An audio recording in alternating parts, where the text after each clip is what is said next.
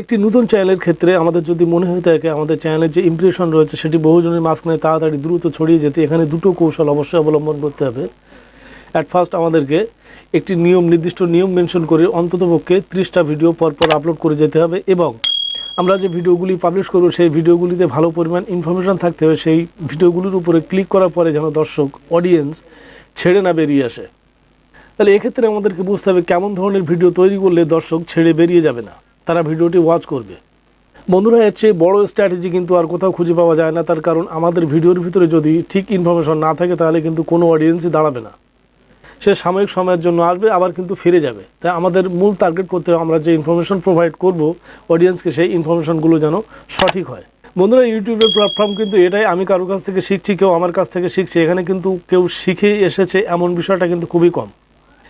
তাই কেউ যদি আমাকে ফ্রড বলে মনে করে, একবার তার ধারণা যদি চলে আসে যে এই ছেলেটা মিথ্যে কথা বলে এবং ভুল কথা বলে, সেক্ষেত্রে কিন্তু কোনো অডিয়েন্সই আপনার এখানে আর দাঁড়াতে পারবে না। তার কারণ দাঁড়ালে তার তো ক্ষতি হবে।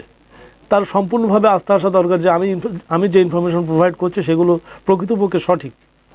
সেক্ষেত্রে কিন্তু অডিয়েন্সদের একটি নির্ভরতার জায়গা চলে এলে তারা অবশ্যই চ্যানেলে দাঁড়িয়ে যাবে। তো বন্ধুরা, এখানে সঠিক স্ট্র্যাটেজি হলো আমাদের নির্দিষ্ট নিয়ম মেনে পরপর ভিডিও আপলোড করতে হবে এবং আমরা যে ভিডিওগুলি প্রোভাইড করব সেই ভিডিওর ভেতরে যে সঠিক ইনফরমেশন থাকা অবশ্যই প্রয়োজন। এই দুটোর সংমিশ্রণ যদি আমাদের কাছে ভালো থাকে অবশ্যই আমাদের চ্যানেল খুব দ্রুত গ্রো করবে। বন্ধুরা, আমার কথা সপক্ষে বাস্তবতা খুঁজতে আমরা যদি ইউটিউব সার্চ বার ওপেন করি, সেখানে যদি একটি টপিক ধরে সার্চ করি, সেখানে কিন্তু লম্বা লিস্ট চলে আসবে এবং তাতে যত কিছু ইনফরমেশন প্রোভাইড করা থাকবে এক একজন কিন্তু এক এক বিষয়ের উপরে কথা বলবে। তার সেই সমস্ত কথাগুলো কিন্তু সব যে সঠিক মোটেই না। হ্যাঁ, আবার সঠিক আছে কিন্তু ভুলও আছে। ভুলের সম্ভাবনা কিন্তু খুব বেশি পরিমাণ দেখা যায়।